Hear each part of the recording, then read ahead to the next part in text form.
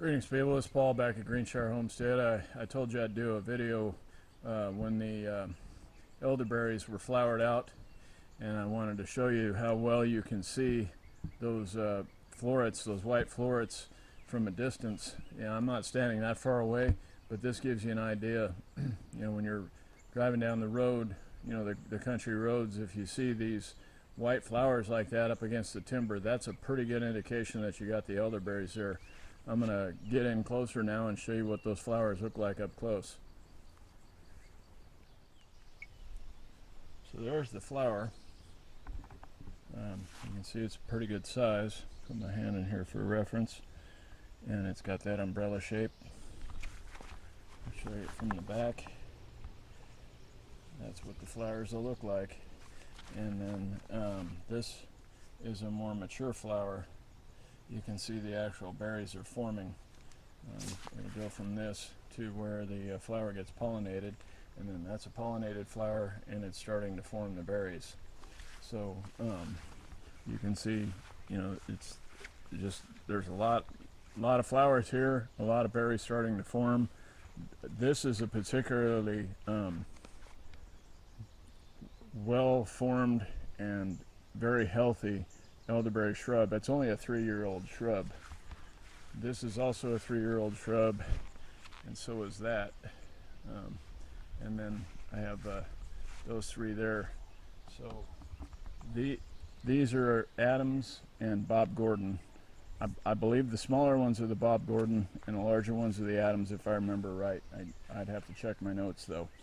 But if I were going to, and actually when I do take cuttings and pull the suckers that are coming up down there underneath the shrub, I'm gonna use this one to propagate more bushes, because it's obviously genetically very, very strong shrub. It's much bigger than the others, and it's covered in more flowers. I haven't done anything different with this one. It's growing in the same soil under the same conditions, and I planted it exactly the same. Nothing is different. This is just an exceptional plant. It's got really good genetics. So this is the one I'll harvest seedlings and cuttings from.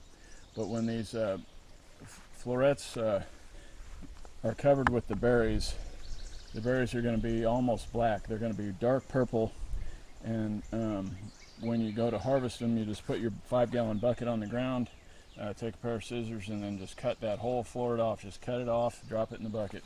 Cut this one off, drop it in the bucket, and so on. Just keep cutting the florets.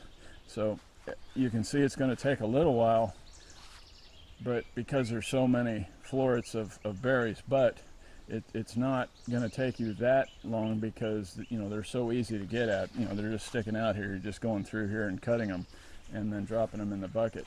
And when you get back to the house, and you're going to have to shuck all the berries off of the florets. But it's a little time consuming, but they're so easy to get at, it doesn't take very long. So when you're going to want to do that and harvest the berries, the birds are going to kind of tell you, because the birds won't eat these berries until they're ripe, and they'll just literally sit on a stem and pull the whole berries off and swallow them. So when you start seeing the birds are eating them and they're that really, really dark color, that's when you know they're ready for harvest. And you're going to need to get at it, because the birds will clean these things off quickly. So we're going to come out here, and obviously we're going to harvest these Adams berries a little sooner, because the Bob Gordons are a little further behind. So that's going to give us a little bit of time where we can get these harvested, and we can get these the berries shucked off of them, bagged up and put in the freezer, and then we can come back out and get the Bob Gordon. Same thing happens when you're harvesting them wild along the roadside. You're going to find some shrubs are ahead of others, so it gives you kind of a week or two in between where you got a time to take a breath before it's time to harvest more.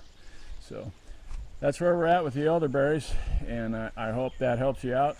If it did, please subscribe, give me a click on the like button. We'll see you back here next time at Greenshire.